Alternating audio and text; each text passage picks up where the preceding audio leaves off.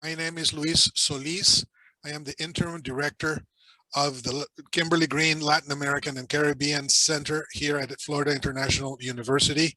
And I welcome you to this wonderful panel on Caribbean affairs.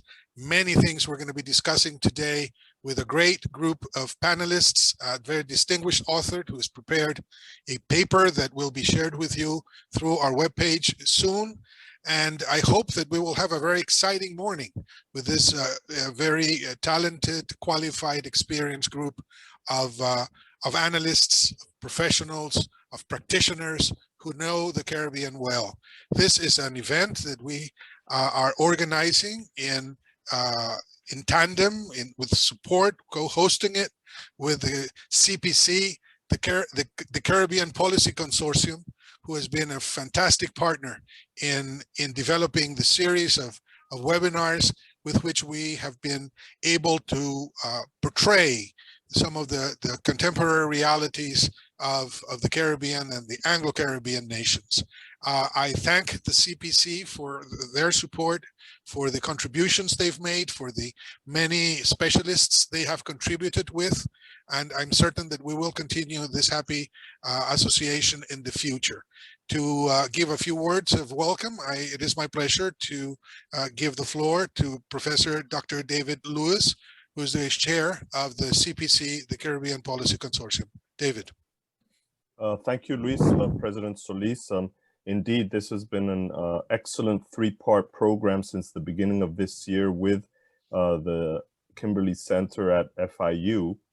And we just wanted to express that appreciation. We've had a program in January on the position of the Caribbean in international relations, one in March on the energy situation in the Caribbean. Those two papers have now been published by the center at FIU. We will also be posting them on the upcoming Caribbean Policy Consortium website, which will be open very soon, and we will be sharing with all of you. And today's session put together by Professor Ivelaw Griffith on geopolitics with an excellent team of colleagues from CPC and FIU. We will be continuing programming with partner institutions in the US and the region. Just heads up, mark your calendar on Thursday, June 17th. We will be having one on governance and elections in the Caribbean with the Institute of International Relations at the University of the West Indies in St. Augustine, Trinidad. And we will be sending more information on that via email. And then, of course, we'll be programming more with the center at FIU and other colleagues into the remainder of the year and forthcoming as we get our programming going for 2022. So again, great appreciation on how quickly we will be able to move this with you, President Solis, and congratulations to all of you today for this program. Thank you very much. Thank you, David. I hope that we will be continuing this partnership in the future. Today, as Dr. Lewis has indicated, we're going to be talking about the geopolitics of the Caribbean and how, in that context, COVID-19 has also played a part. And as it has been the case in past webinars, we are going to have the author of a commission paper present the paper that was written specially for this session. Again, a paper that will be available to the public very soon through our webpage at the Latin American and Caribbean Center here at Florida International University, and then comments by our three distinguished participants, presenters. And after that, we are going to open up the floor for your participation, which is always something that we're very grateful for your being here. Our author, distinguished author of the commission paper for today's session is Dr. Ivelaw Lloyd Griffith, who is a senior associate with the Center for Strategic and International Studies and fellow with the Caribbean Policy Consortium. He has published widely on Caribbean security, drugs, and crime. The University of Illinois Press will publish his next book, Challenged Sovereignty. Recipient of the Dr. William J. Perry Award for Excellence in Security and Defense Education, named in honor of former U.S. Defense Secretary William J. Perry, Ivelaw has testified before the United States Congress. He has served in several academic leadership roles including as Vice Chancellor of the University of Guyana, President of Fort Valley State University, and Provost of universities in Virginia and New York. He has also spent more than a decade at Florida International University, serving as professor and as a dean.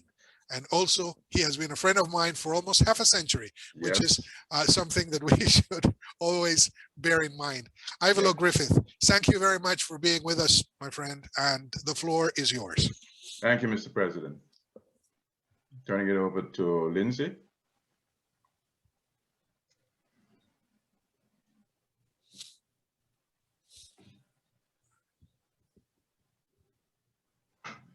I'm going to spend the next 15 or so minutes looking at the geopolitical realities of the Caribbean, contemporary Caribbean.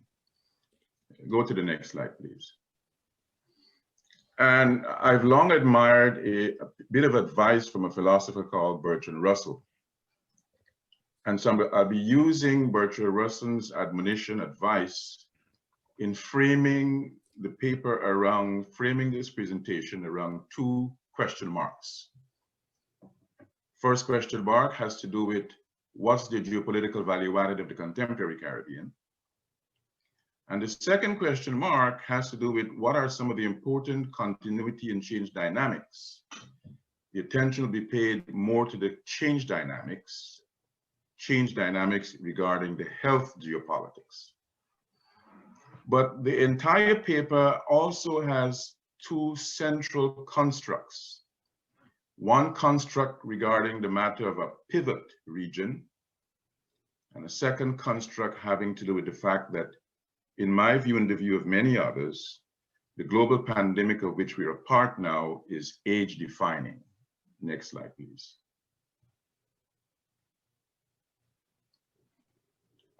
I've long admired the work of two individuals, one of whom may be more familiar to those of us in Latin America and the Caribbean, Anthony Mingo. But broader than Mingo's panoply of scholarship, there's a geopolitician called Zbigniew Brzezinski. And Brzezinski, in a book called The Grand Chessboard, made a proposition about pivots, geopolitical pivots. Although he did not speak about regions as pivots, I think it is fair to say that the Caribbean, and Tony Mingo has zeroed in on this, the Caribbean has certainly been a pivot space, as I call it. And in the context of a pivot space, geography has been a central cardinal feature. Next slide, please. Now, I think it's important, as I say in the paper, which you'll see later on, given the harsh realities that the global commons is experiencing, it is not feasible, it is almost dereliction of academic duty to look at the contemporary dynamics of the geopolitics of the Caribbean without paying attention to COVID. And the more I began to delve into the matter of COVID and its broader implications, it occurred to me that we're looking at something that is not a simple phenomenon, but it is an age-defining phenomenon. And I highlight a couple of things in the paper that suggests not only the age-defining in contemporary 2020-21 terms, but long-lasting and broad terms. The Secretary General of WHO was quite candid in saying that this phenomenon has had more trauma effect on the global community than World War II. That is saying something. There is broad recognition in all aspects of global engagement that the pandemic of which we're a part is not only immediate term, but will have deep and longer lasting implications. And so going to the first question, what is the next slide, please? What is the value added? What is the geopolitical value added of the Caribbean? I argue in the paper that there are three value added components. One of those components has to do with the strategic materials found in the Caribbean. And you may ask, what are those materials? Well, there is bauxite in the Dominican Republic, in Guyana and Jamaica and elsewhere. There is nickel, there is diamond, there is manganese. there is a significant amount of endowment with gold, but there is also uranium. I spent some time in the paper talking about the uranium deposits in Guyana and Venezuela. And we know that insofar as strategic materials are concerned, we cannot ignore the reality of oil. We cannot ignore the reality of liquefied natural gas, significant to which is in Trinidad and Tobago. Next slide, please. Now, when you speak about oil in the contemporary context of the Caribbean, there are two states which pop into focus almost immediately. Those two states in the South American part of the Caribbean, in what is called the Greater Caribbean, are Guyana and Suriname. Between May of 2015 and September of 2020, there were 18 oil finds offshore Guyana. And in just last month, there was a 19th. This 19th find has pushed the reserves calculation of Guyana to almost 10 billion barrels. Guyana currently is producing about 750,000, about 130,000 barrels per day. There were technical issues with one of the production platforms. They had to go down to 30,000, but they're back up to 100,000 barrels. And if you look further east of Guyana to Suriname, Suriname has long been an onshore oil producer, but there were massive discoveries in January of 2020, which makes Suriname take a greater place of prominence with this strategic material called oil. Next slide, please. But it is fair to say that while looking at the oil and strategic materials is necessary, it's not sufficient, because a significant additional strategic value added, geopolitical value added of the Caribbean are these sea lanes of communication, these strategic waterways. The Panama Canal constitutes one of those strategic waterways. And you can see from the graphic on the screen here that the value added is not just hemispheric, it is global. The connectivity in the Americas, the connectivity in Africa, the connectivity in Asia. There is a broad value of this pivot space called Caribbean, an important element of which is this Panama Canal. Next slide, please. Now, once you leave the Pacific and you come to the Atlantic through the Panama Canal, you meet a number of vital sea lanes of communication. And in the paper, I explain where those sea lanes are, and I show what partner states are there with them.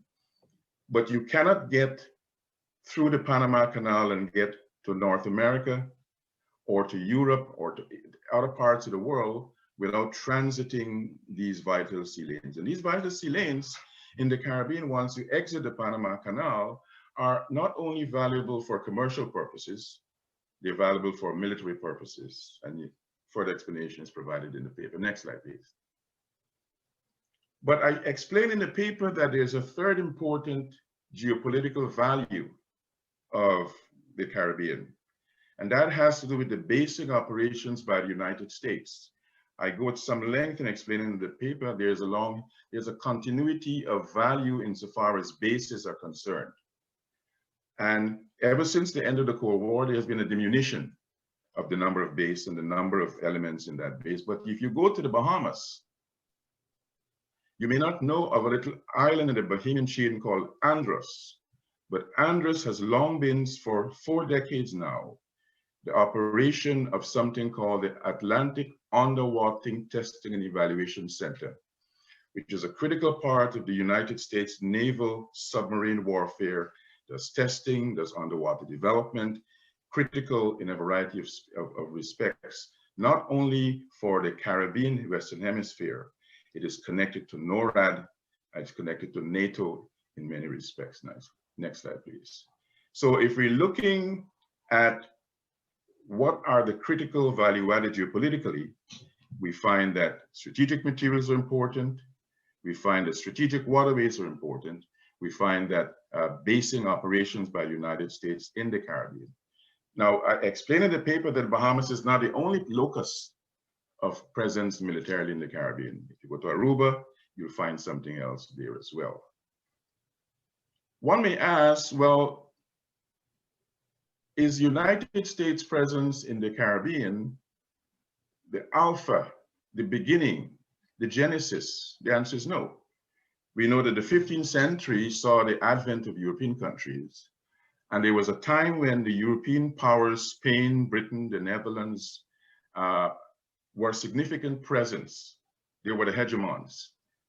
But there was a decline in that European hegemony, significant to which was that 1823 Monroe Doctrine enunciation that led to an increased hegemonic trajectory on the part of the United States and a diminution of the role and presence of the European countries overall. As a matter of fact, I explained in the paper that the Monroe Doctrine was so significant to the Americas for some Latin American countries that Venezuela relied on it significantly in making a case to Washington for Washington to come and be on its side as it prosecuted its dispute with Britain over what is now known as the Essequibo area. And I explain in places the significance of the pivot space called the Caribbean in World War I to American and British and other allies' effort, in World War II and in the Cold War. So you've got changing dynamics over time, but those dynamics have not diminished the value added, the geopolitical value added of the Caribbean. It is just a value added change. It was both continuity and change, but there is a certain constancy of the value added there over time. Next slide, please.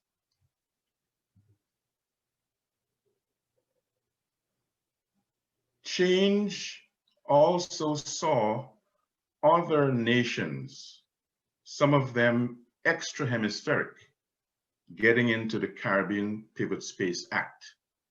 One of those nations is China. I explain in the paper the extent to which the Panama Canal is significant to China's global reach. I explain in the paper the extent to which China's investment and market access in the Caribbean has grown over time.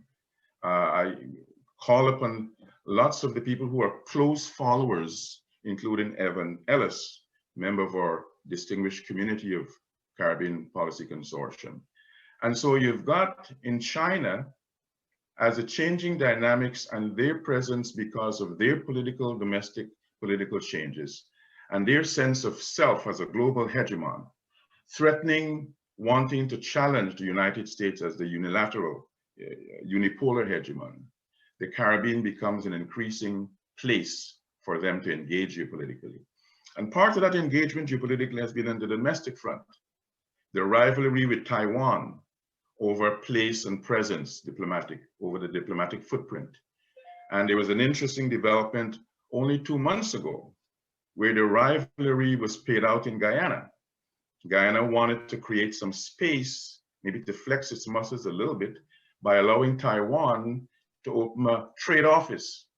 Within 24 hours, Guyana reversed that position because the Chinese, the People's Republic of China, exercised appropriate leveraging and moved on. And I discuss in the paper where some of the soft power is exercised using the Confucian Institutes, using the Belt and Road Initiative. And I make the point in the paper that for me, the Confucius Institutes constitute not only an educational training, language training.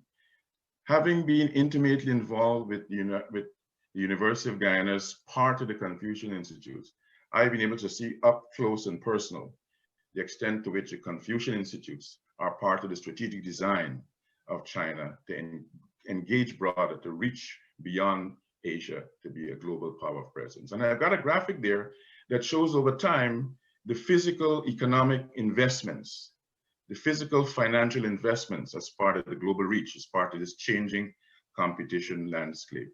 Next slide, please. But China has not been the only extra hemispheric power in the contemporary context. Yes, we know Russia has been there in the Cold War context, but we saw a little rolling back after the end of the Cold War. Russia has rolled back, but not entirely removed its presence. It is there in diplomatic terms in a variety of greater Caribbean countries. It's there significantly in the insular Caribbean in Cuba.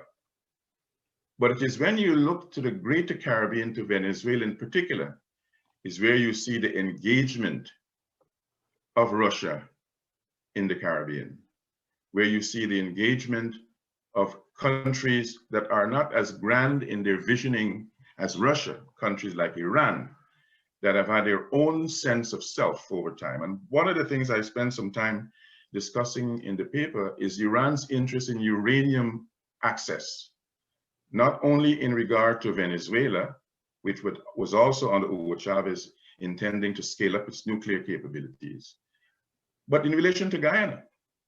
I explained in the paper that there was a significant deposit endowment of uranium in Guyana and in Venezuela. And once the Canadian company that was involved in the exploration made known its findings, Iran was quick to lobby and get President Jagdeo of Guyana at the time to make a visit, sign a deal where the access could be there. But as I explained in the paper, that game plan did not pan out. Next slide, please. So we're going now from the first question of what is the geopolitical value added to the second question, what are some of the continuity and change dynamics? Well, I argue in the paper that there'll be continuity in the sense that the Caribbean will continue to have some strategic materials, greater numbers of them and volume of them, oil in particular. The Caribbean will continue to be a place where strategic waterways will be there. And it is quite unlikely that the United States will retrench militarily from the places it has presence, in part because some of the presence has to do with transnational issues. The operations in Aruba and Curaçao, for example, have to do with transnational crime, which is not likely to abate in the immediate future. And so that continuity will be there. But the change, in my view, has to do with the health geopolitics, has to do with going beyond the conventional geopolitics that looks at the primacy of the state and the primacy of geography, to health geopolitics where the landscape of engagement is broader, where the state is important, but a number of non-state actors are also important. The pharmaceutical companies, multilateral organizations like the WHO and PAHO are important.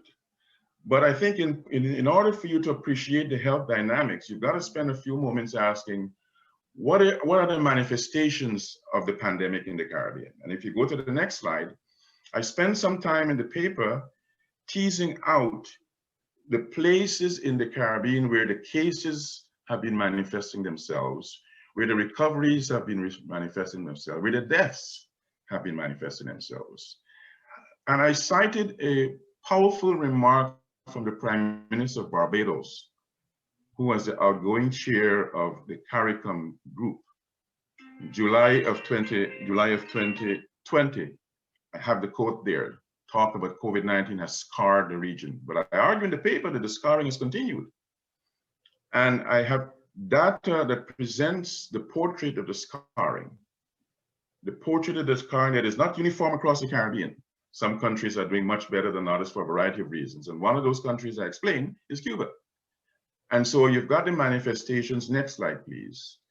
But you also have, going to manifestations, we can go to the next slide after this. You've got some realities having to do with recovery. You've got some realities having to do with the ability of countries to deal with the challenge either on their own or in collaboration with others. And I spent some time talking about the recovery rates and the challenges of not only recovering, but managing the states and state business. Jamaica has been a notable case of not only winning praise for its early actions, but some of those early actions created complications. One of those early actions was to close the country down. But then when you close the country down, you impact significantly one of the main income earners for the Jamaican nation, which is true of other countries in the Caribbean, and that is tourism. If we go to the next slide, I think the next slide allows us to see some quote I drew. Can we go to the next slide? If you read the sectoral debate contribution by Jamaica's Minister of Finance, Nigel Clark, sobering reality portrait that he painted. And I want to spend a minute just going through what he said in a couple of sentences. He said, during the 9/11 terrorist attacks, tourism earnings declined by 14%. It declined by 5% after the global financial crisis of 2008-2009. But then he went on to explain the dramatic worsening of the circumstances of Jamaica's tourism given COVID-19. And he said, Jamaica's foreign exchange inflows from tourism are projected to fall by 74%, or 2.5 billion in 2021. 2019-2020, we earned 3.4 billion from tourism, but in 2020-21, we are expected to earn only 874 million. And so you can begin to see, next slide please, the impact, even if you only were to pick a few countries to do a drill down analysis on.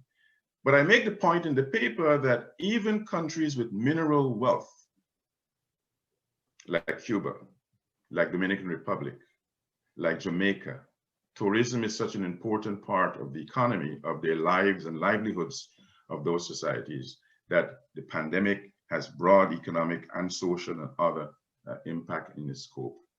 The health geopolitics allows us to come to terms with the multiple vulnerabilities of the Caribbean. And some of those vulnerabilities have to do with the geography itself, the physical geography.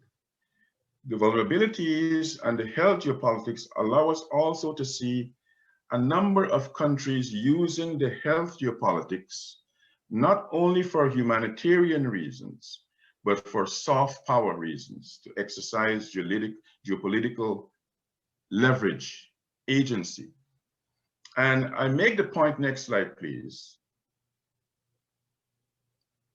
I make the point that the contemporary realities in the Eastern Caribbean with the volcano in La Soufrière allows us to understand the multiple vulnerabilities in new ways. So you have, to use a Guyanese parlance, old house upon old house. You have the pandemic, you also have the volcano, and you have the imminent threat of a severe hurricane season. The multiple vulnerabilities come to fore. This graphic I have here shows in the Eastern Caribbean the places where there are 19 volcanoes defined to be active. And significant, I was saying to some colleagues in the Dominican Republic a few weeks ago, that Kikem-Jenny, which is one of the only underwater volcanoes in the Caribbean, has implications not only for the Caribbean, but the tsunami effect of that volcano exploding is likely, has been projected to reach as far as the southeastern United States. So the multiple vulnerabilities of this geographic space called the Caribbean, pivot space, also have implications for non-Caribbean countries in a variety of ways. Who knew that the Dominican Republic has 3 volcanoes? Who knew that Haiti has 2 volcanoes? The presence of La Soufrière has allowed a conversation about where are these volcanoes and what are the multiple vulnerabilities, next slide please, in the Caribbean. Pandemic diplomacy also is part of the conversation about health geopolitics. And the Caribbean pivot space is being used not only, as I said, for humanitarian purposes, but many countries outside the hemisphere are beginning to find this as an opportune time to pursue some geopolitical interests unrelated to the Caribbean, unrelated to the health, to the pandemic. Only early this week, I think it was last week, we saw that Honduras is now succumbing to the pressure, what I consider the leveraging pressure of Cuba, of China, and is likely to switch its allegiance, its diplomatic allegiance from Taiwan to China. China has offered to provide vaccines and using the vaccine as an opportunity to leverage beyond the health frame of reference. Next slide, please. We've seen in the last few months, India using the pandemic as an opportunity for health diplomacy. But we've also seen in the last 2 months how the challenges of India itself, the crisis last month in India, has allowed India to have to rethink the extent to which it can use this health geopolitics, enabling itself not only to be humanitarian in assistance, but to exercise its own geopolitical soft power in many ways. The United States has been giving lots of support outside of vaccines. some of that support has not been making the press as significant as others. And there's been some criticism both within the Caribbean and outside the Caribbean that the United States has to step up its game in the health geopolitics arena, in the pandemic diplomacy with vaccines, because there was a sense that India was acting and the United States was lagging. And there's a lot of expectation and hope that the meeting last month with Secretary Blinken with the foreign ministers of the Caribbean will lead to a new effort at enabling the Caribbean and other countries in Latin America and the Caribbean region to be beneficiaries of the pandemic diplomacy a la vaccine. Next slide, please. Now, before we come to the last point, and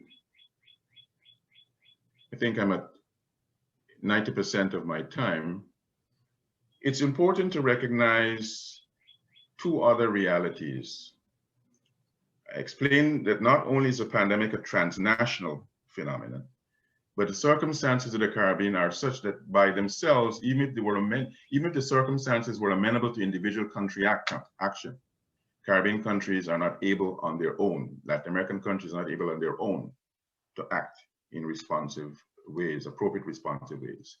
And so there are a number of broader initiatives. One of those initiatives is called COVAX. COVAX is a facility run by a consortium of WHO and other entities funded by private and state operations. The United States is the largest. For a while, the United States was hesitant to be part of COVAX, but it has joined, and it is the largest individual country donor. About 14 or 15 foundations are also in that mix. And COVAX is viewed as one of the value added in enabling the pandemic diplomacy to take on in ways that are less geopolitics and more humanitarian. COVAX has been something that all Caribbean countries are looking forward to doing. But before we end, I think it's important to make a note about Cuba. Not only in being able to manage relatively better than many other Caribbean countries the domestic dynamics of the pandemic, but in punching above its weight on the global stage. What do I mean by that?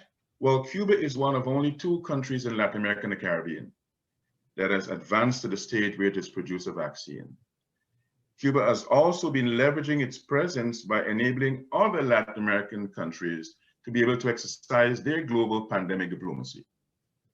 It has agreed with Venezuela to allow Venezuela to produce some of its vaccines. It has recently agreed to Argentina to allow that. So I think in looking at what the region's landscape of global pandemic and health geopolitics, it's important to recognize that not only are Caribbean countries recipients of pandemic diplomacy, recipients of geopolitical positioning, but some, Cuba in particular, has been exercising leverage, exercising across the region, globally, opportunities to pursue its own national interests, its geopolitical interests, not only its humanitarian intent.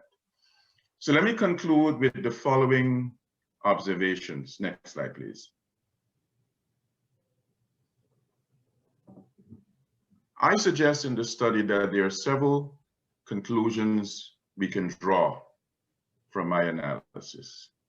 One conclusion is that the Caribbean continues to be an important pivot space for the United States, an important pivot space for China, an important pivot space for other countries that do not as yet have the global reach and intent, but have an interest in raising beyond where they are in global terms, India and Iran in particular.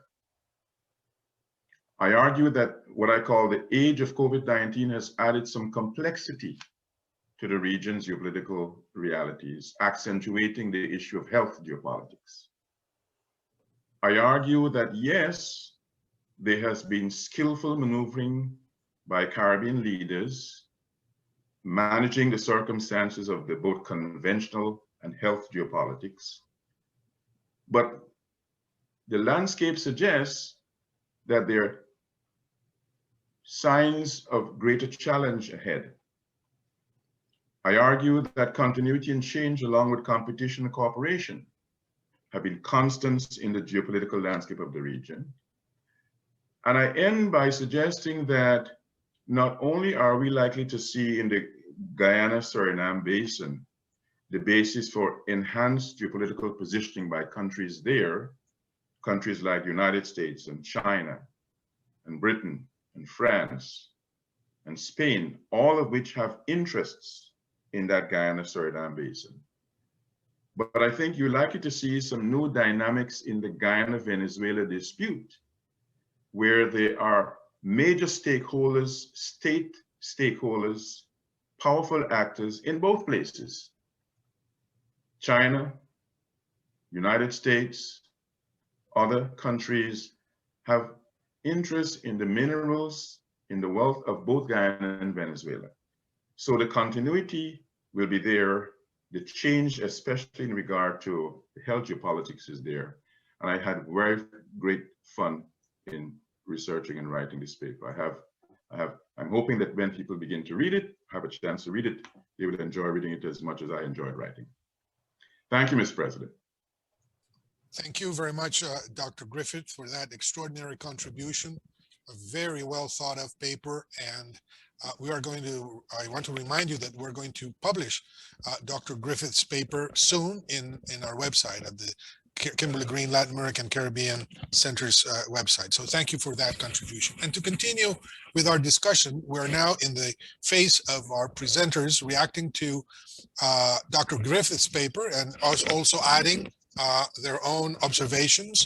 And in order to do that and talk some more about health geopolitics and the issues of health in general in the Caribbean, allow me to introduce Dr. Elena Cyrus, who's an assistant professor in the Department of Population Health Sciences, the College of Medicine at the University of Central Florida.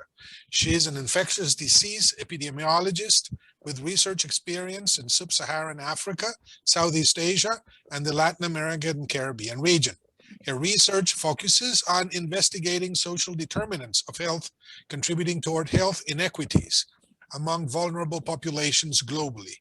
Dr. Cyrus is a Fogarty Global Health Equity alumnus and completed her fellowship with Yale University in Lima, Peru, investigating HIV syndemic risk factors among incarcerated women and men who have sex with men and trans women. Before her doctoral training, Dr. Cyrus was a clinical trials manager with the HIV Prevention Trial Network for the tenofovir feasibility and safety trials. We thank Dr. Cyrus for her willingness to be with us in this webinar. And Dr. Cyrus, the floor is yours. Okay, thank you for that introduction, President Solis, and thank you, Dr. Griffith, for setting up the background for me.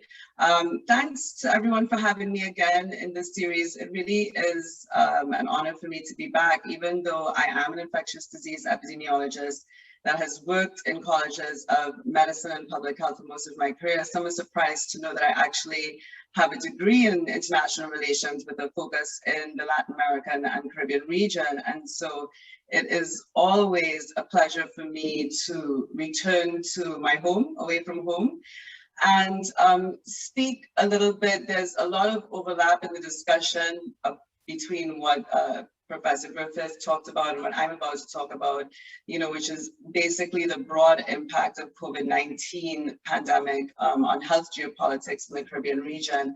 But I will just talk about some of these themes and some of these issues from a health perspective.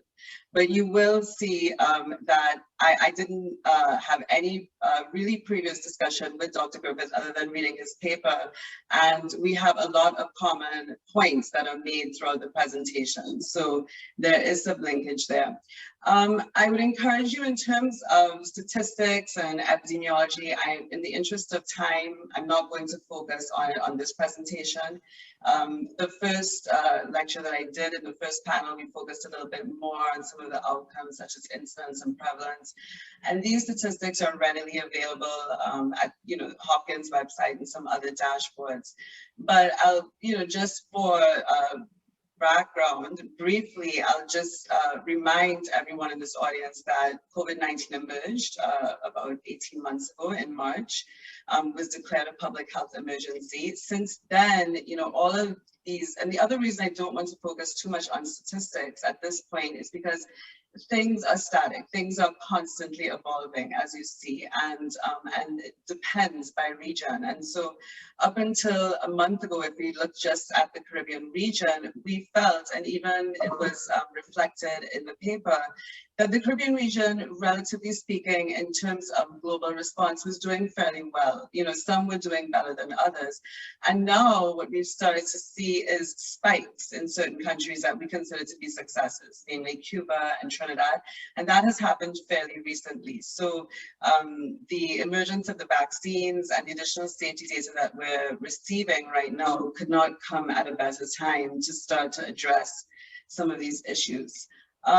Again, you know, to talk about politics and health. So, you know, as a scientist and a researcher, I really am mandated to be apolitical, but it's difficult to do as a public health researcher, especially a global health researcher, because there is a very intrinsic link between politics, which is related to social justice, and social inequity, which for me as a health science, as a population health science researcher, manifests itself into outcomes related to health disparities. And so in that way, we see very clearly this association between global governance, politics, policy, and the impact upon the health and lives of individuals. And as I mentioned before, as an epidemiologist, I look very keenly at disparity research. And I look, you know, within the United States, and I look globally at key populations. And I think the point here that I want to drive home is that while we look at these things maybe more so at an individual level or community level, it exists, these disparities exist at a macro level, global disparities, right? That has some impact, again, on what occurs at the local level. And by this, I'm talking about, you know, the global north and the level of dependency that, you know, LMICs in turn will have on the north. And we see it really play out now with COVID-19. So again, just a reminder about health geopolitics. It's not just about the geographical position, although that is extremely important because, as we know, diseases have the ability to threaten state stability and international security going across borders. It was always interesting to me when people would talk about you know, building these walls between things to protect themselves. And I said, disease doesn't see walls. You know, we go beyond that. Those walls don't help us in terms of those particular things. And so we use health interventions indirectly in some way to reach some level of political stability. It's almost like a supporting feature of political stability. And as you know, Professor Griffith mentioned not briefly recently, we have to take into consideration the post-Cold War, post-modern model and the shifting and the reshuffling of the global landscape of hegemons and with the emergence of these alternative global powers, especially in the Caribbean region of China, Brazil, Iran, Russia. And again, this new term, pandemic diplomacy, which I only recently learned of, but is very apropos in this particular instance, where we talk about the use of soft power through the distribution of things like COVID vaccines, health personnel, resources, and research. And again, this is reaffirmed in the region through such things as trade routes and other things of interest, natural resources such as oil, bauxite, and minerals that exist in certain countries. The legacy of colonialism in the Caribbean also manifests itself as a population health science researcher. We see the impact on certain groups or certain societies that rely very heavily on tourism, because this in a way is a conduit to some extent for introduction of disease and thereby community spread. It puts populations to some extent, while there is some trade-off in terms of economic gain, it certainly puts the population at further risk. And we know that while the Caribbean had some lead time, if we had the emergence of COVID-19 around March last year, the Caribbean region had some lead time in terms of preparation, because it took some time for those cases to sort of migrate over to the region. But again, by having these things such as external people, actors coming into the region, we have more of a risk of introduction of disease, new variants, and spread. It puts vulnerable and key populations who are already vulnerable before COVID at even heightened risk because of an exacerbation of disparities. The states of the COVID response in the Caribbean region, and could also be applied globally, was really dependent on what was happening before COVID and what was the level of population engagement in care. Cuba, for example, talks about in order to respond to COVID-19, you had to know before COVID-19 what was happening with your population. For something like that to happen, you have to have your population be engaged in primary care, in prevention, to be invested in prevention. And if they weren't, then you would see a breakdown with COVID-19. And that thereby impacted what happened in terms of community spread and containment. And additionally, treatment. One of the things that we're seeing when people talk about vaccine hesitancy, so before COVID-19 erupted last year, where I focused mostly was HIV and substance use prevention. And we talked a lot in HIV, and we're applying some of these lessons over to COVID-19 now, about why people were not engaged in care and why people did not take advantage of certain modalities of prevention and treatment that were available to them that could essentially help them to survive and thrive. And one of the things that we saw is that there were there's a bunch of frameworks that we talk about in health, and I would be remiss as an academic not to mention them here. We have social, ecological models that explain some of these pathways to a person's decision-making about engagement in care. But I think when we talk about vaccine hesitancy, screening, and these things for COVID-19, especially in the COVID-19 in the Caribbean region, there are three things that we see that really pop out. People think about affordability. And I don't mean affordability in terms of paying for vaccine or treatment, because at this moment, most of that is subsidized. But for essential workers, for people who are really at the front line of the economic workforce, they don't necessarily have the luxury of taking time off to go into clinic to get a vaccine. So they're losing days of work, they're losing income.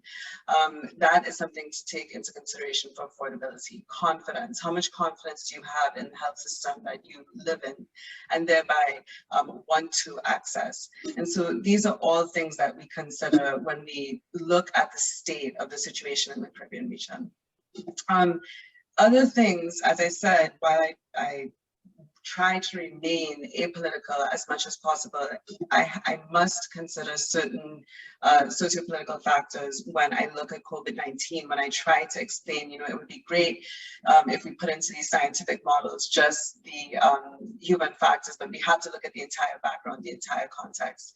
And I think one of the things that struck me from Professor Griffith's paper was when he talked about in and out about human cost.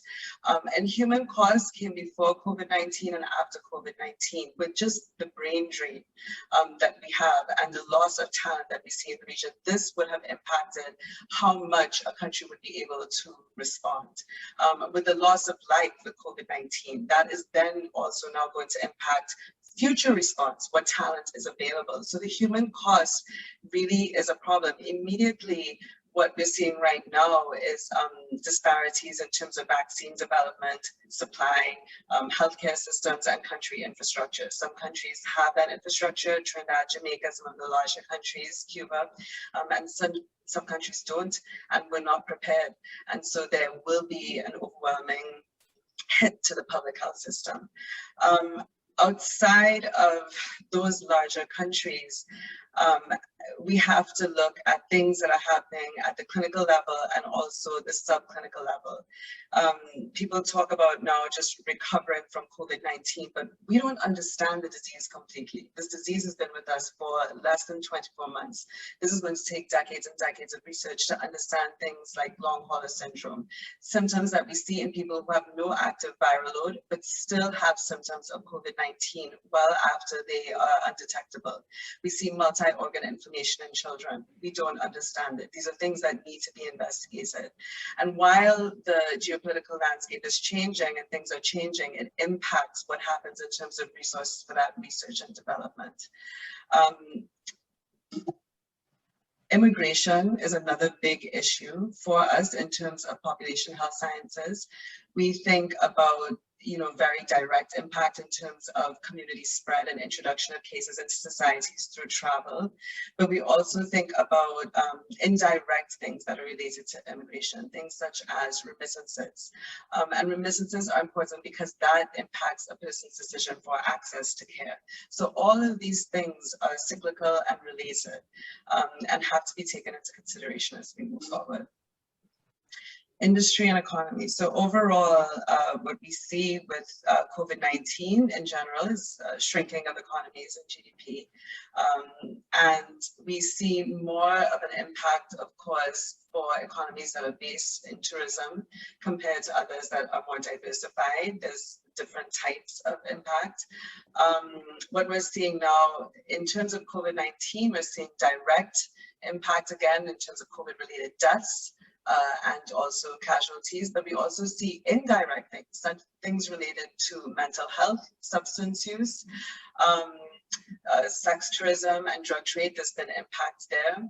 As we move forward with vaccine development, there's now vaccine passport diplomacy.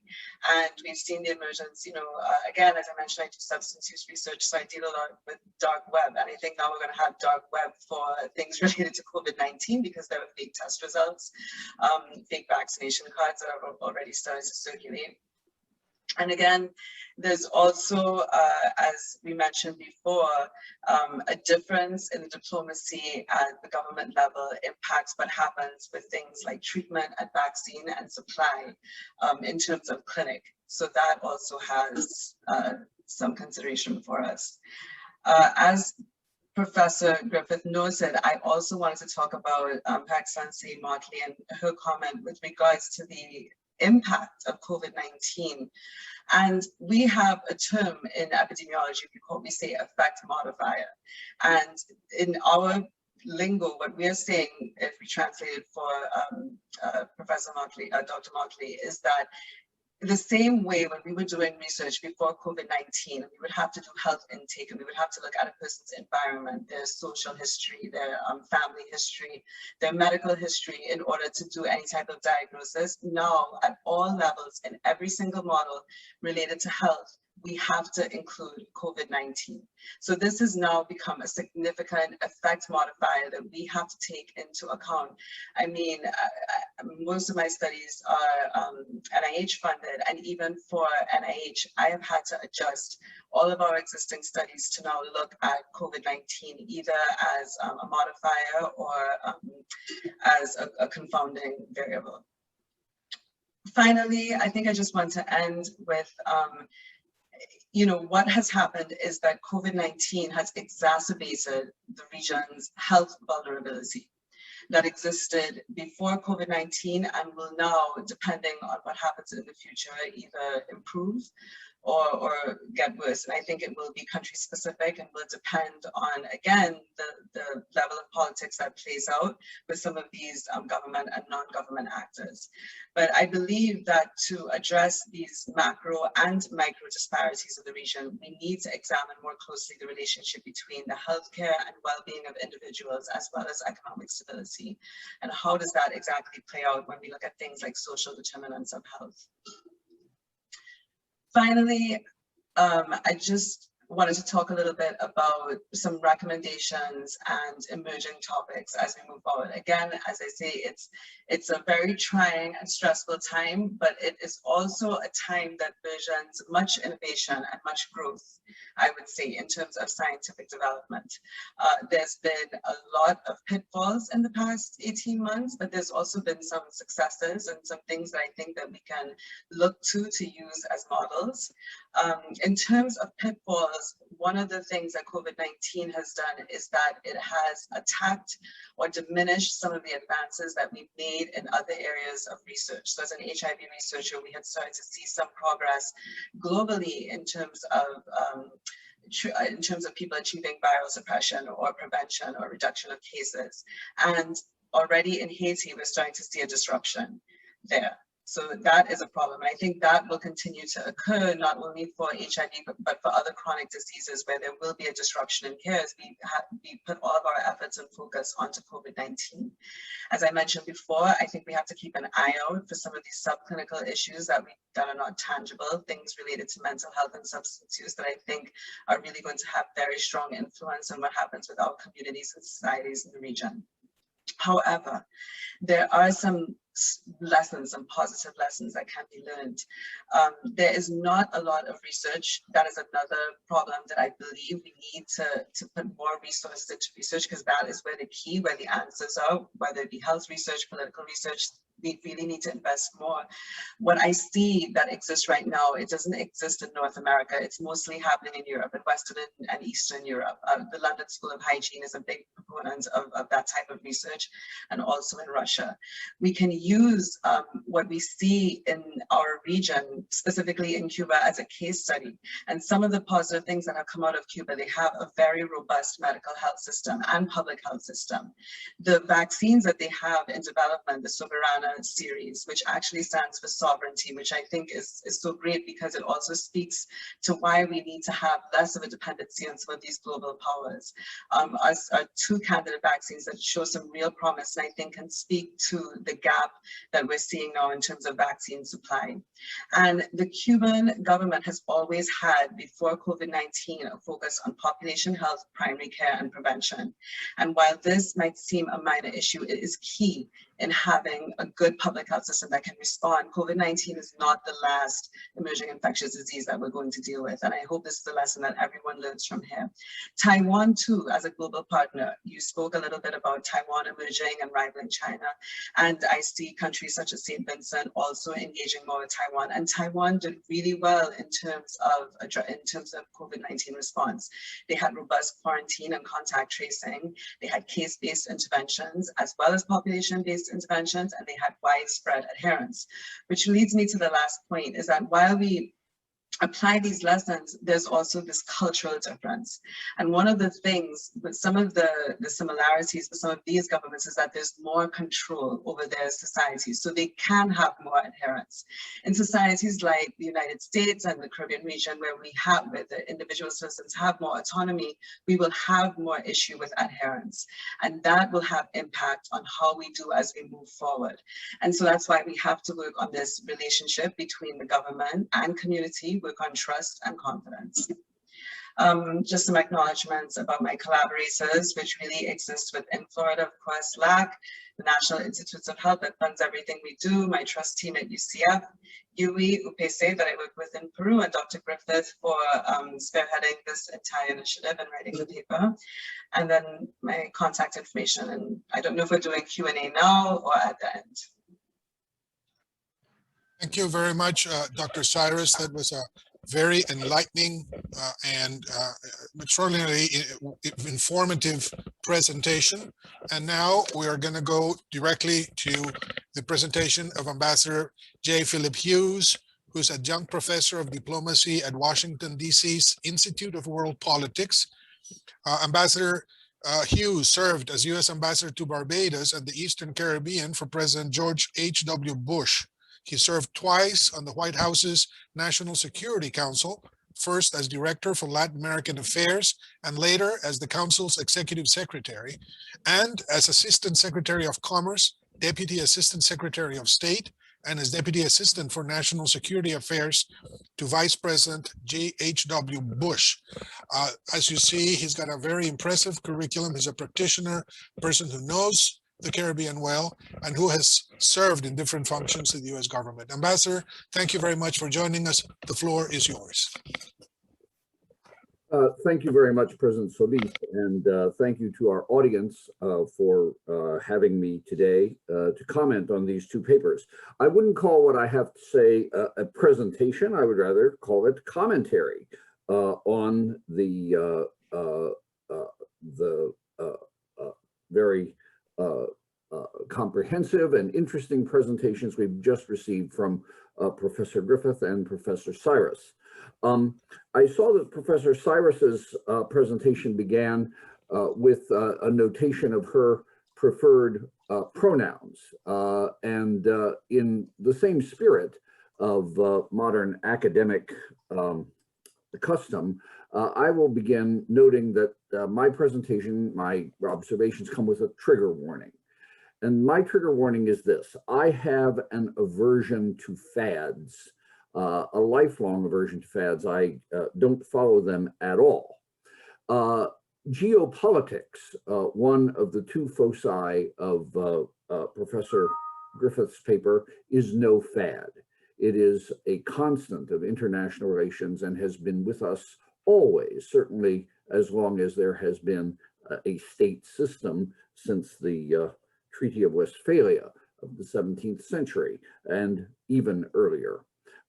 However, fancying that the latest crisis will be a watershed and future-shaping event is, in my experience, something of a fad. My academic career, if you would, began in my first bout of graduate school, and then we were in the midst of the energy crises of the 1970s. One of my professors invented a way of looking at the world with an upside-down map to chart the trade routes for energy supplies flowing globally out of the Middle East, as if this would help us understand this new reality. But fast forward a half a dozen years, the energy crisis was a thing of the past. And gas lines that we experienced in the 1970s didn't recur until last week, or this week actually, at least here in the United States. So I tend to think, not as an epidemiologist, as eminently qualified Professor Cyrus does, or as a researcher like Professor Griffith, but as someone who's spent his life steeped in the world of affairs. And the world of affairs moves fast, faster, in fact, in our day to day than it did a century ago. And I tend to look at COVID-19 in the context of the last global pandemic that we experienced, the Spanish flu of 1918 to 1920. In fact, it lasted about 2 years and a couple months, which is about seemingly how long this will be disrupting our normal. At the time of that influenza, there were an estimated 500 million cases and a guesstimated 17 to 100 million deaths. This is many times the global fatalities that we've experienced in COVID-19, and that at a time when the world population was less than 2 billion people. In other words, less than a third of what the global population is today. Now, I've read a fair amount about events that were happening a century ago, the end of World War I, the Paris Peace Conference, the Treaty of Versailles, the collapse of multiple empires as a result of World War I and the weakening of the British Empire. But in most of that historic reading, the Spanish flu influenza is a footnote to history. In fact, we discovered a lot about it when? This past year, as a result of a global pandemic. My proposition, based on simply observation from history, is that unless another pandemic of comparable severity strikes soon, I suspect that this one will recede into the mists of memory, rather like 9/11 of 20 years ago, or the 2008 financial markets crisis. So I don't mean to contradict an eminence as great as Barbados Prime Minister Mia Mottley, nor my academic colleagues on this panel, but time will tell whether my guess that this will recede if we return to normal, or their guess that it has changed everything will be right. But whatever is the case, it's critical, it seems to me, that we remember lessons, as Professor Cyrus was just underlining of the crisis. And what are those lessons? To me, as a certainly a non-medical person, they are to amplify our mitigation repertory, which turned out to be very similar this time to what it was a century ago. Second, to be very careful about economic lockdowns. They turn out to be phenomenally economically damaging and to have knock-on health effects that we hadn't anticipated. Third, to cut through red tape if you want timely treatment development. And lastly, for the Caribbean, it turns out that in a world where size matters, where giant countries are increasingly I guess, bellwethers of the future direction of international politics, this is a case where small is beautiful, and where possibly it's the only circumstance in modern global reality where being a small island nation can actually be an advantage in terms of isolating yourself from global contagion and coping with it. There's one puzzling implication of the geopolitics of COVID-19 that strikes me anyway, and unfortunately Professor Griffith didn't really go into this in his paper. And it's this: why isn't China completely back-footed and on the defensive everywhere as a result of having been the source of an infection that has literally paralyzed the entire world? If this contagion had been caused by the United States, we certainly would be. I mean, even now, with our research pharma industry leading the world out of this catastrophe, the international cries are about whether we are doing enough, fast enough, for the rest of the at least non-European world. And as to geopolitics, I'm constantly bemused by what seems to me to be a paradoxical Caribbean attitude. I could characterize it as, look, the great powers are fighting over us. Again, this in a way has been all of Caribbean history since the arrival of Columbus. But it begs the question, is that attitude, which I read at least a little bit into Professor Griffith's text, is it an affirmation of the region's continuing importance in that world of giants that I alluded to a second ago? Is it a Walter Mitty-like fantasy of potential deliverance from the shadow of the United States? Is it an opportunity to wheel and deal among the competitors for the region's resources or influence in the region to get the region's best advantage? Or is it a warning about what happens to the grass when elephants fight, in that famous old expression? It seems to me this all begs the question of what's best for the Caribbean region: peace and quiet in which to grow and develop, or high stakes, great power competition over the region? With those remarks, I'll subside and turn the floor back to President Solis to introduce the other commentator, my old colleague, Bruce Sagaris. Thank you so much, Ambassador Hughes. Your comments, which I think were a great presentation, by the way, I'm sure are going to generate a lot of discussion. I think they were very well put. As a historian, I appreciate your longer perspective of things. I find that sometimes we're caught up in the immediate and forget this longer view, which is always so necessary to appreciate lessons learned and to put things in perspective. So thank you very much for that, sir.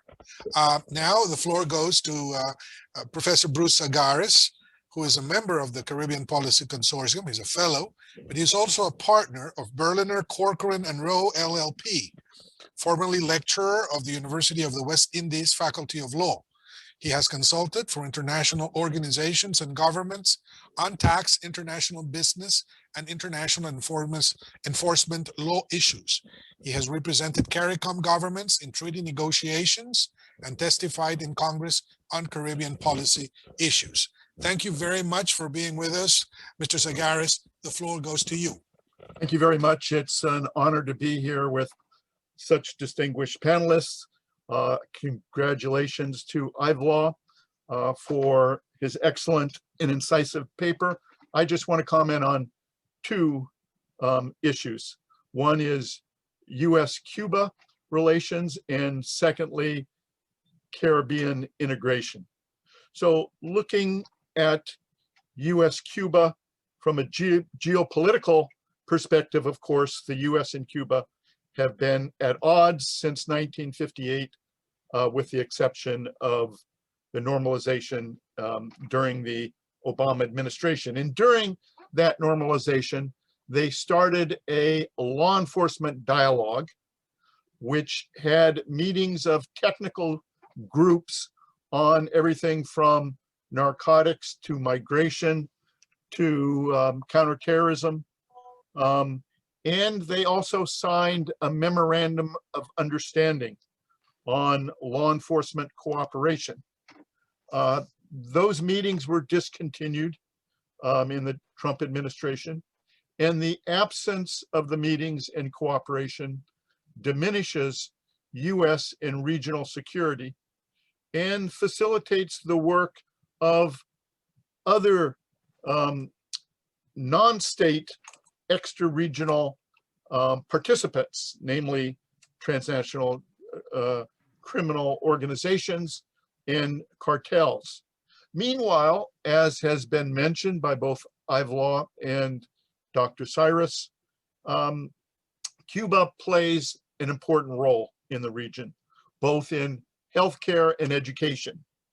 And of course, many Caribbean people, including political leaders, receive their education and their healthcare in Cuba. As Dr. Cyrus mentioned, right now, Cuba has already developed COVID vaccines and is right now has in trials 3 different COVID vaccines. So I think there's an opportunity for the US and Cuba to cooperate on both health and education. Indeed, one of the big sectors now in the Caribbean is health tourism. And if the US and Cuba don't cooperate, of course, Cuba will cooperate with some of the competitors of the US. In addition, during the normalization between Cuba and the US, it was very helpful to the US in terms of relations with other countries in the hemisphere. So for instance, in 2014, during the Summit of the Americas, the pressure no longer focused on the tension between the US and Cuba, and that was harmful to the rivals of the US, namely Bolivia, Ecuador, and Venezuela. So hopefully the 2 countries will find a way to normalize again. Turning to regional integration, with respect to Ivelaw's mentioning of change dynamics, this is a challenge right now for the region. We've also seen some questions in the chat by my friend Thomas O'Keefe and also by Professor Knight about governance in the region. And you know, one of the struggles in the region has always been the small size and how to effectively compete in the world because of the small size. Recently, the report of the CARICOM Commission on the Economy focused very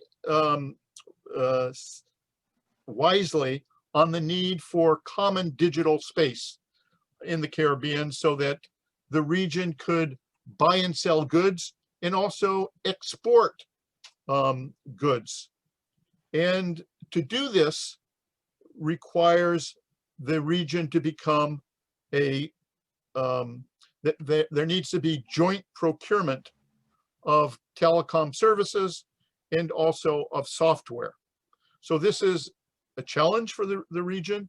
The report sets forth a detailed guidance on how to achieve this. And I hope that the region takes advantage of this, of the excellent suggestions in the report to achieve common digital space. So the other area that's a challenge for the region has to do with criminal justice. And here, in terms of geopolitics, the region has to find a way to to mitigate the impact of the extra-regional criminal organizations.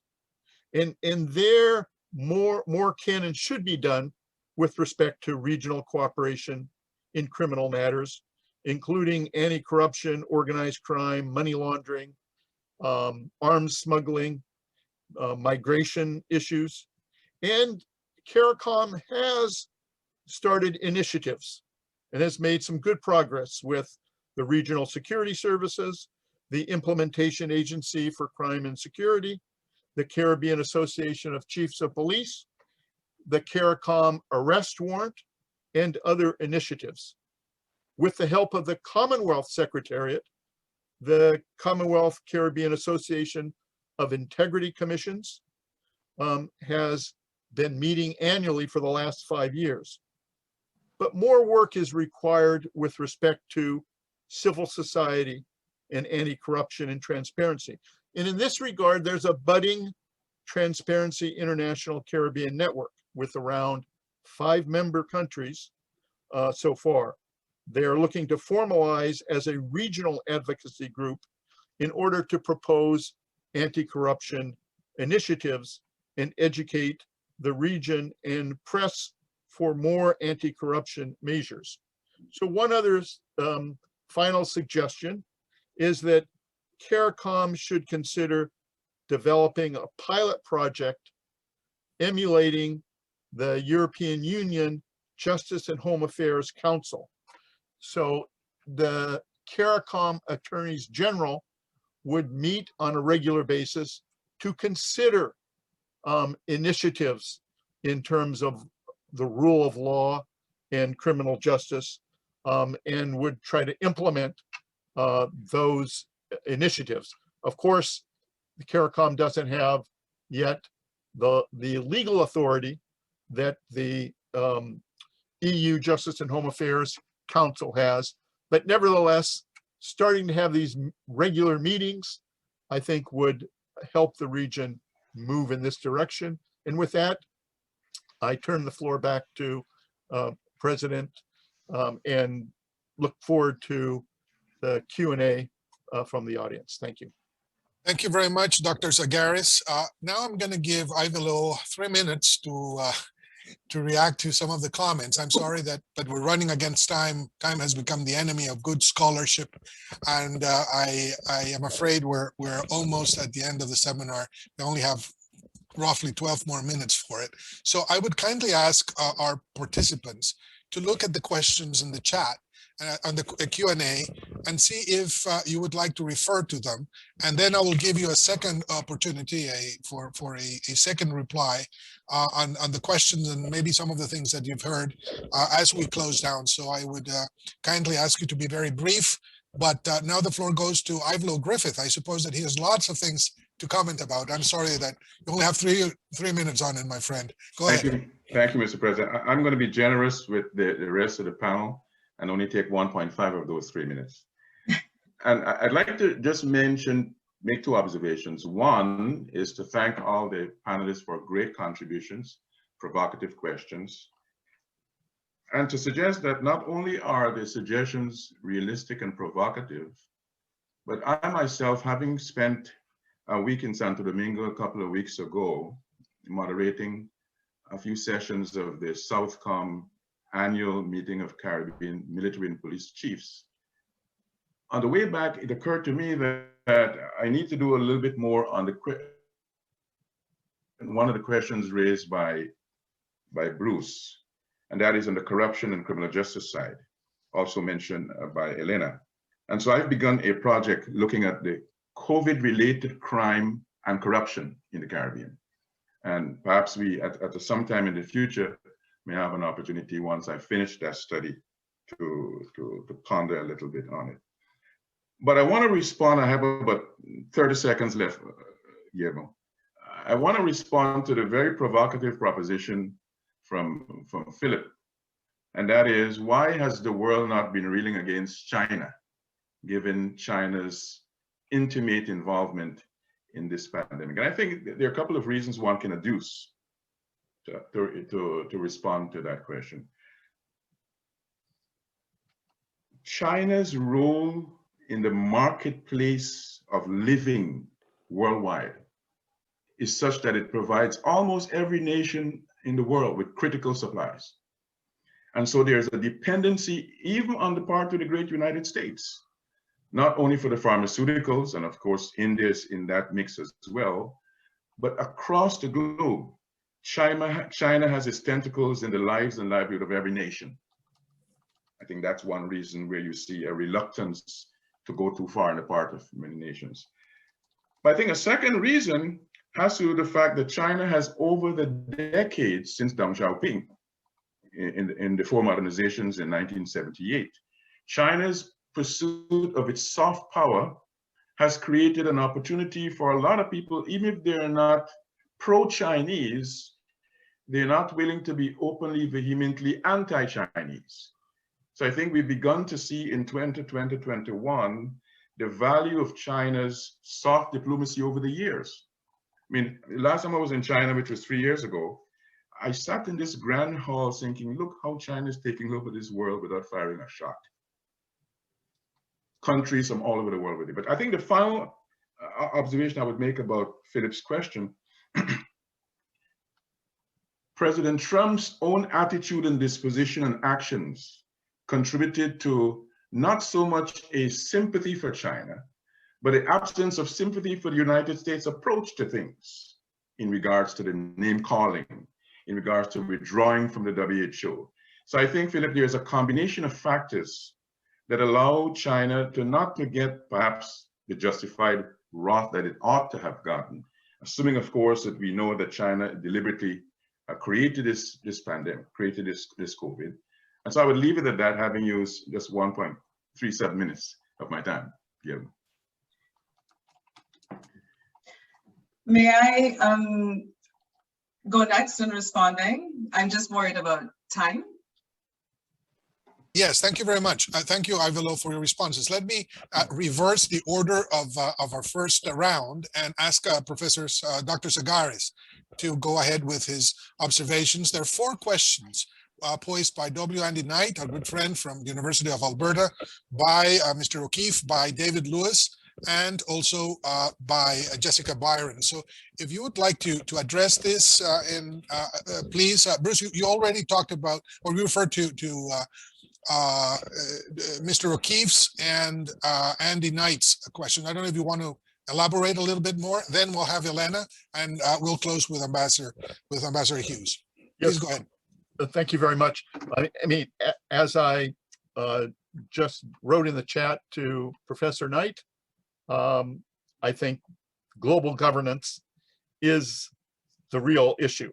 I mean, the region has been struggling for decades with how to effectively implement single market economy, and both CARICOM and also the OECS. And you know, they sometimes take one step forward, one step back.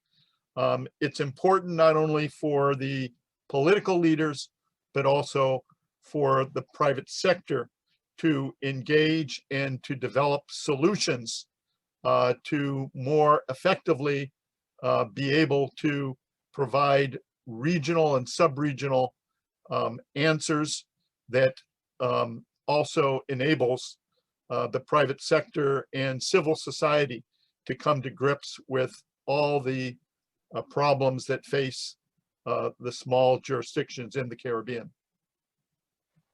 Thank you very much. Dr. Cyrus. Okay, if I may, I would just like to address first, again, to thank everyone and to address first Ambassador Hughes' very provocative comments with regards to China as well as being a footnote. And so I would like to say, in terms of the origin of the disease, I really wish we would move away from this discussion. I don't understand the relevance of where the disease originated. We don't, it's an attempt by some parties to stigmatize and politicize something that is really a health issue. We do not hear anyone asking about the origin of herpes that afflicts 1 out of 5 Americans in the United States. We just prevent it and treat it. All else in terms of origin is sort of irrelevant and not germane to discussion of health. In terms of being fads and trends and a footnote, I agree with Ambassador Hughes. I think up until 2 years ago, when I told someone that I was an epidemiologist, they had no idea what that was. I don't think there was ever any emphasis or importance on public health to the point of our detriment, which we see manifested right now. I would like to say that really and truly the way that public health works is that we should be a footnote. If I'm doing my job correctly, then the economy and the community should be running silently without me making a big splash. These types of things happen when there is a disruption in terms of communication and in terms of policy, right? So I agree. You know, you see certain very sensational things about Ebola, Spanish flu that comes up every once in a while. People remember, it comes into their immediate mind and history, but then it goes away, we forget, and then we fall into the same trap and pattern 5 and 10 years later. And I hope that maybe this will be a lesson that we remember and use to have some progress. There's a question in the chat with regards to the Caribbean and what we could do to strengthen healthcare systems. And one of the biggest problems that I see globally right now is that while we make all of these macro changes and we talk about democracy and governance, people in the community don't feel those macro changes. They don't believe that those programs either trickle down to them or are relevant for them. I really think we have to be responsive to the community and to do programs and interventions that are relevant to getting them vaccines, making sure they have access to care. Do they have transportation to get to the clinic? Will their employers provide time off for them from work? Because these things are all important for our societal health. So I would encourage that some of these macro policies that are being made maybe consider a little bit more nuance of the individual man and the community level. And also we really need to work on misinformation and transparent discussion. Thank you so much, Dr. Cyrus. And now the floor goes to Ambassador Hughes. They have called him a provocation, his presentation. I guess I should call it the provocateur, Mr. Ambassador. Please take the floor. It was certainly not my intention to be a provocateur. The point of commentators is to provoke discussion. So I guess I must have had some success. I'd only like I'm in the unaccustomed position of having the last word here. I want it to be brief. And I'd simply like to address a point that Dr. Cyrus made there in conclusion. And inferentially, something that Ivelaw Griffith alluded to. I wasn't meaning to suggest that China necessarily created or deliberately disseminated this virus in my little provocative question. However, it happened. Tom O'Keefe has said that it's not 100% certain if China is really the source of COVID. Maybe it's not 100% certain, but I don't know anyone who seriously thinks that there's any other hypothesis than that this originated in China. The pattern of infection, etc., seems to point in that direction. But I do think that it matters where, it may not matter from an epidemiologist or a clinician's point of view where this disease originated, but I think from a public policy point of view, it does matter, because this is not the first epidemic It's just the most global and the most fatal epidemic that has recently emerged from China. SARS was an earlier one. In the United States, at least, we are experiencing many invasive species who turn out, including the emerald ash borer, which has destroyed over 1 billion ash trees in the United States, whose origin is China. China, as Ivelaw pointed out, is central to the global trading scheme these days with the size of its economy and its role in global supply chains. There needs to be concern about China's phytosanitary and sanitary conditions as they affect global health and the global environment, just as there needs to be concern about China's contribution to carbon pollution in the greenhouse gas and global warming or climate change sphere. That's all. Thank you so much, Ambassador, for your comments, and thank you everyone in the panel for your contributions. They have been enriching. They've been well thought of. You have provided a lot of information and also enlightened the issue. So I thank you all, and particularly Dr. Ivelaw Griffith for having put together this great paper of his that I'm sure you will enjoy reading very soon in our website.